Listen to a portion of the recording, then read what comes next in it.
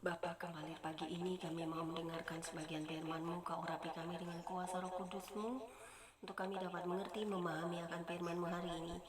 Biarlah firman-Mu selalu menjadi rema dan kekuatan dan perisai bagi hidup kami, agar kami dapat mengerti dan memahaminya, serta dapat menjadi anak-anak terang dan menjadi pelaku-pelaku firman.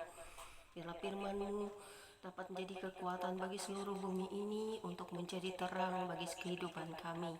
Terima kasih Bapa di surga, firman-Mu berkuasa menyelamatkan jiwa, hidup, dan akhirat kami, di mana kami akan bertemu dengan Tuhan secara pribadi dan secara langsung. Terima kasih Bapa di surga, haleluya, amin. Pembacaan firman Tuhan bagi hari ini terambil dari kitab Yunus pasal 3 dan pasal 4. Yunus pasal 3 ayat 1 hingga dengan ayat yang ke-10 dengan perikop pertobatan Niniwe yang berbunyi demikian. Datanglah firman Tuhan kepada Yunus untuk kedua kalinya demikian. Bangunlah, pergilah ke Niniwe, kota yang besar itu, dan sampaikanlah kepadanya seruan yang kufirmankan kepadamu. Bersiaplah Yunus, lalu pergi ke Niniwe sesuai dengan firman Elohim. Niniwe adalah sebuah kota yang mengagumkan besarnya, 3 hari perjalanan luasnya. Mulailah Yunus masuk ke dalam kota itu sehari perjalanan jauhnya, lalu berseru, 40 hari lagi, maka Niniwe akan ditunggang balikan. Orang Niniwe percaya kepada Elohim, lalu mereka mengumumkan puasa, dan mereka, baik orang dewasa maupun anak-anak, mengenakan kain kabung. Setelah sampai kabar itu kepada raja kota Niniwe, turunlah ia dari singgasananya, ditanggalkannya jubahnya, diselubungkannya kain kabung, lalu duduklah ia di abu.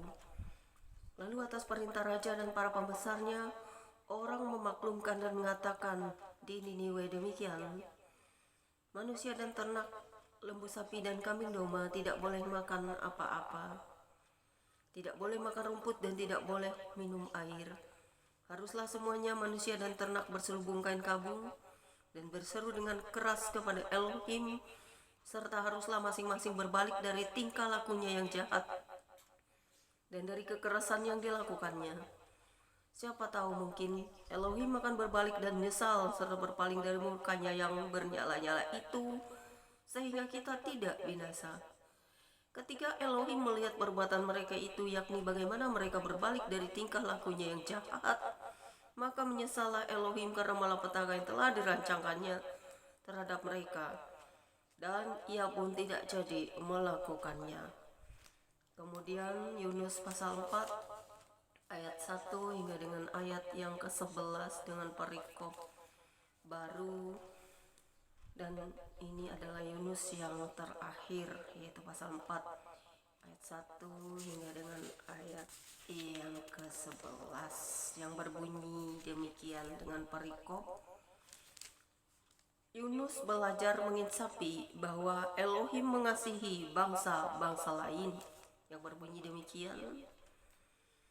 Tapi hal itu sangat mengesalkan hati Yunus, lalu marahlah ia dan berdoalah ia kepada Tuhan, katanya, ya Tuhan, bukankah telah aku katakan itu ketika aku masih di negeriku?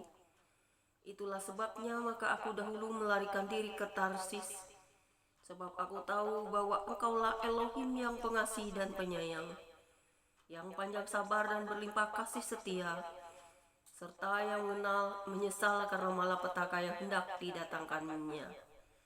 Jadi sekarang ya Tuhan, cabutlah kiranya nyawaku, karena lebih baik aku mati daripada hidup. Tetapi firman Tuhan, layakkah engkau marah? Yunus telah keluar meninggalkan kota itu dan tinggal di sebelah timurnya. Ia mendirikan di situ sebuah pondok dan ia duduk di bawah naungannya menantikan apa yang akan terjadi atas kota itu. Lalu atas penentuan Tuhan Elohim tumbuhlah sebatang pohon jarak melampaui kepala Yunus untuk menaunginya, agar ia terhibur daripada kekesalan hatinya. Yunus sangat berduka cita karena pohon jarak itu. Tetapi keesokan harinya ketika fajar menyingsing, atas penentuan Elohim datanglah seekor ulat yang menggerek pohon jarak itu sehingga layu. Segera sesudah matahari terbit, Maka atas penentuan Elohim bertiuplah angin timur yang panas terik sehingga sinar matahari menyakiti kepala Yunus. Lalu rebahlah ia lesu dan berharap supaya mati, katanya. Lebih baiklah aku mati daripada hidup. Tetapi berfirmanlah Elohim kepada Yunus, layakkah engkau marah karena pohon jarak itu? Jawabnya, selayaknya lah aku marah sampai mati. Lalu Elohim berfirman, engkau sayang kepada pohon jarak itu yang untuknya lebih sedikit pun engkau tidak berjerih payah, dan yang tidak engkau tumbuhkan, yang tumbuh dalam satu malam dan binasa dalam satu malam pula. Bagaimana tidak aku akan sayang kepada Niniwe, kota yang besar itu yang berpenduduk lebih dari 120.000 orang, yang semuanya tak tahu membedakan tangan kanan dari tangan kiri, dengan ternaknya yang banyak. Amin firman-Mu bagi ini Bapa, biarlah kami mengerti memahaminya.